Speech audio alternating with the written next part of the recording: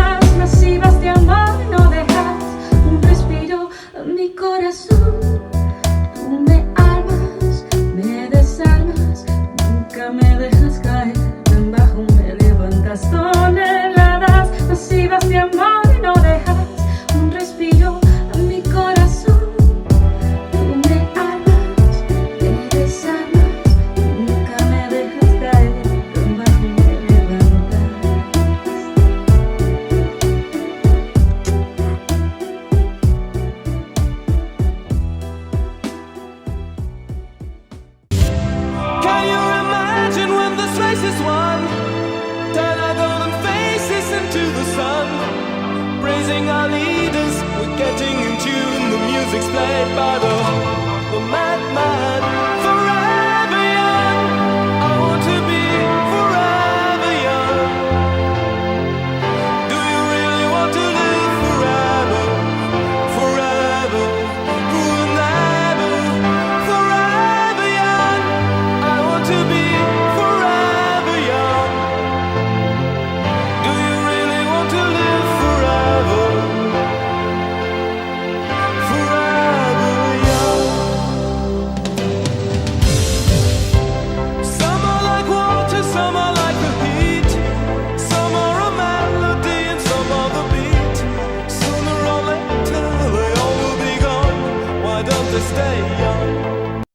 Oh yeah, we're right back up on this.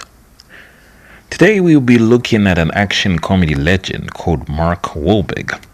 Mark's films have had a long-lasting impact on television with a career spanning 4 decades.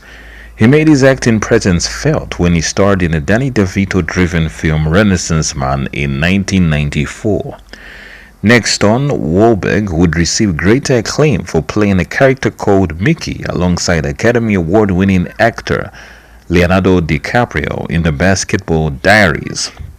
The film was praised by critics for both Leonardo DiCaprio and Mark Wahlberg's performances as addicts who are fighting depression. Next up, Wahlberg would star in Fear alongside Reese Witherspoon.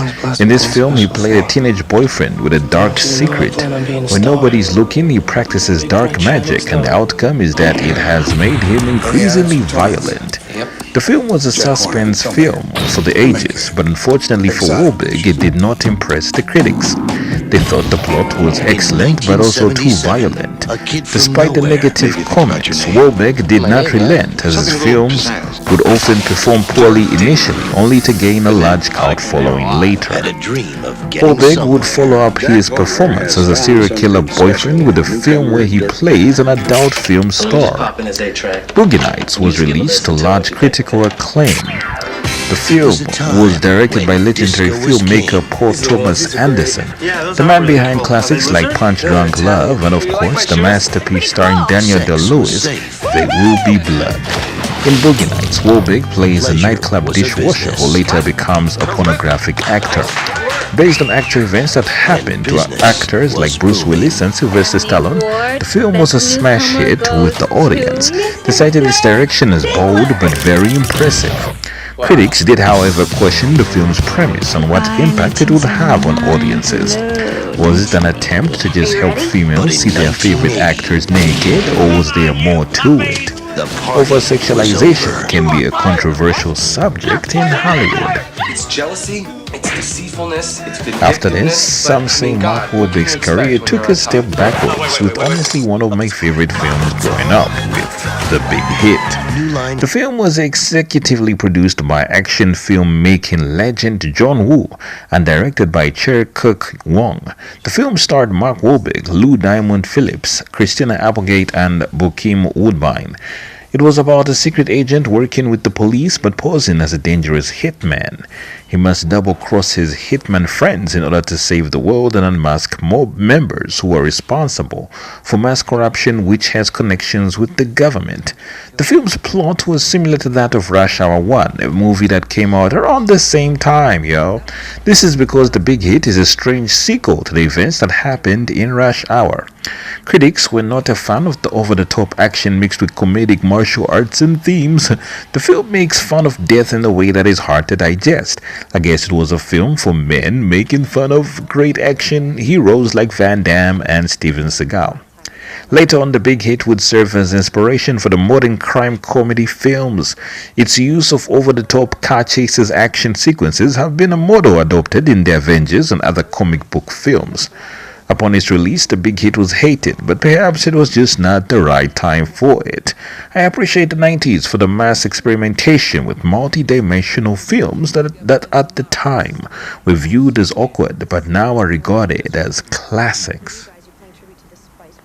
Perhaps the problem is that Mark Wahlberg never escaped the action comedy phase.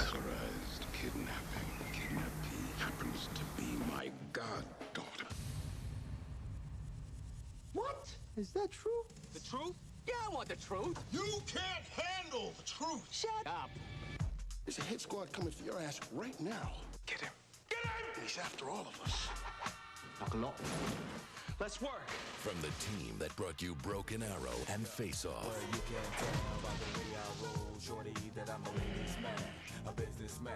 Condos down the shore, multi-million pentagram, but it But what do I mean by this? He is a pre-Jason Statham existing alongside him and other modern-type Jackie Chans like Dwayne Johnson, Kevin Hart, Dave Bautista, John Cena, and other chumps who give us entertainment galore. But we just don't know what these movies mean anymore. It's all action comedy and great satisfaction without enough meaty substance. Dwayne Johnson, Kevin Hart, and Mark Wahlberg are some of the highest grossing actors, but the question is, can they bring more to the table than flying kicks and toilet humor? Okay, good question. In his latest film, Mark Wahlberg doesn't even try to reinvent his wheel, but will he prevail? We will see. In Play Dirty, Mark Wahlberg plays a magician and bank robber sent on a mission to save the world using the bank robbery to disguise what he is really doing, which is what exactly? Unmasking the true villainy of art thieves around the world. The film is directed and written by action comedy legend responsible for creating Lethal Weapon. I'm talking about none other than Shane Black. The film stars an ensemble cast featuring Mark Wahlberg, Judas and the Black Messiah star Lakeith Stanfield, Rosa Salazar, and Keegan-Michael Key. The film is based on a critically acclaimed Parker book series. Previously, the role of Parker has been played by an assortment of brilliant actors, such as Mel Gibson in Lethal Weapon and Payback, Robert Duvall in The Godfather and The Outfit, most recently Jason Statham in Parker and The Beekeeper. The character Parker is normally an undercover agent pretending to be either an art thief or a hitman or even a mobster. In The Big Hit, Parker was a secret agent pretending to be a hitman. His secret mission was to uncover a corruption scheme involving the mob and the government. In his latest outing, the character Parker plays an art thief slash bank robber trying to unmask the mayor for being responsible for mass terrorism activities across the globe. The film is one big riddle you have to solve with many plot twists that exist to throw you off the real gist of everything. So far, Play Dirty has been well received by critics who have cited the film's unique direction as something that is beyond interesting. My own personal fascination with art thieves and characters in this crime-riddled world had me panting with anticipation. In the end, however, I was mostly disappointed, not by the plot twists by the end, but by the lack of chemistry between Lakeith Stanfield and who plays Grofield, a master magician who often helps Parker in his actions, and Mark Wahlberg. I think their partnership is intentionally awkward because they don't really like each other. They were both recruited because of their historic rivalry, competing for being the best art thieves the world has ever seen. When Grofield and Parker meet again in this film, they are driven by one thing, which is revenge. Parker was earlier backstabbed by a woman working for his mob boss. After committing a successful heist, the femme fatale had both Parker and his partners fatally killed. Ouch, that hurts like a bitch. But there's another twist. What's that? Little did she know, Parker didn't die at all. Oh no. After recovering from the fatal shooting, Parker returned for revenge. When he finds his ex-girlfriend, he demands the money she had earlier stolen from both him and his friends, but she refuses to give it to him, citing that her mob boss already has it. If Parker wants to get paid, he must help his ex-girlfriend rob her own government. She comes from a country run by a dictator, and this leader has led to mass poverty. Okay, we starving. He get the money. To make amends for everything, Parker's ex-girlfriend demands that he help her in stealing a valuable artifact that can bring peace and end the tyranny of a nation's bad governance. But how can this artifact bring peace? Well, in truth, it won't really bring peace, but it's worth at least 500 million, so peace of mind. Oh my god, that's awesome. So Parker is to steal the artifact from an underwater museum where the artifact is hidden. From then on, his girlfriend promises to sell the artifact and give the money to the starving people who are fed up of suffering in her government. Interesting. Something is fishy about the whole thing. Exactly. Parker's girlfriend doesn't tell him everything. The truth is she's trying to steal the artifact from her nation's president, who is in fact her husband.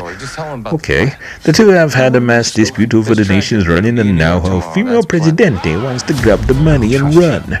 This all saving the world thing is not exactly plenty of fun, considering she has had to give up her plans of being a Hispanic Kim Kardashian. Oh no. Truth is, she's tired of running after bank job and bank job. She just wants to settle down and enjoy $500 million whilst her own people are starving. Parker initially falls for her seduction, but after that first double-crossing incident, I mean the part where she tried to assassinate him, he's now hesitant. I will not be quick to agree to any of her demands. I'm gonna do this on my terms and not yours. Parker this whole time was playing dumb. He knew this woman would double-cross him again and again, but he wanted to know the tricks of his beautiful magician. Okay, so then what is her motivation and how does she plan on initiating it? Well, when Parker is presumed dead after the first fatal shooting, that's when his true mission begins. And that's when he discovers her motivation, which is to just screw Parker over and get all the money. He began investigating the ins and outs of this woman's workings. That's when he discovered the big thing, which is a corruption scheme involving his girlfriend's husband, who is a dictator president of some crime-riddled nation. And the mayor and the United Nations, they're all connected, all three bodies were working in tandem. The plan was for the dictator to bring the priceless artifact to America as a way of showing that he wants to share his treasure with the rest of the world. Thank you for helping us, America. We want to work with you. After that, the dictator would steal the artifact back using his own guys who had his back. They were in disguises. Then he would have the mayor and the museum make an insurance claim protecting them from the loss of money. Oh my god, brilliantly sneaky. Of course, they wouldn't regain the full 500 million, but at least they would have about $50 million to split, plus the 500 million. Then they could sell the artifact and split the rest of the money. In fact, this is very funny. This form of embezzlement is how managers of banks after bank robbing end up getting wealthy again. It's high-level intelligence and very difficult to execute. But once you do, you can have lots of money, my dudes. Not that you should become a bank robber because the police are gonna catch you in 2 seconds flat. And it's 30 seconds flat. Parker's plan was to intervene and stop this mass corruption from happening. Basically, he's Robin Hood, stealing from the rich and giving back to the poor after the government tried to screw them for sure.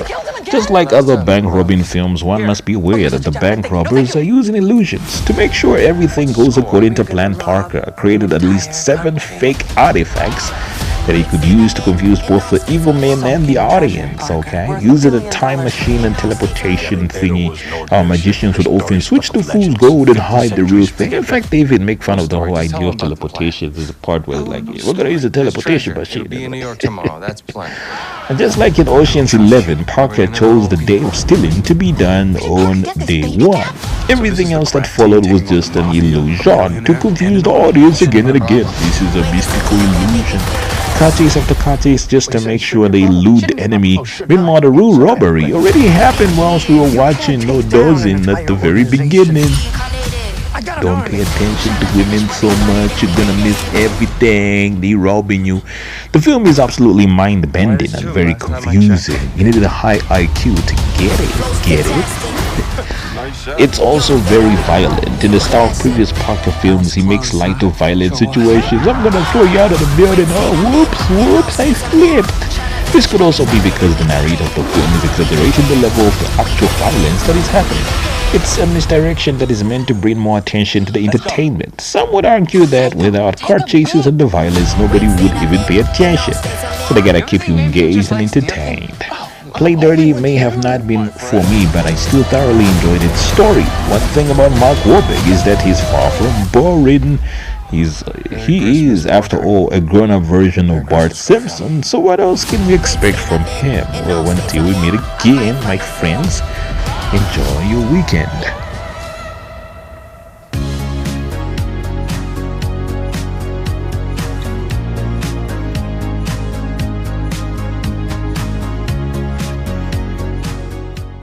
Shall return to your screens soon.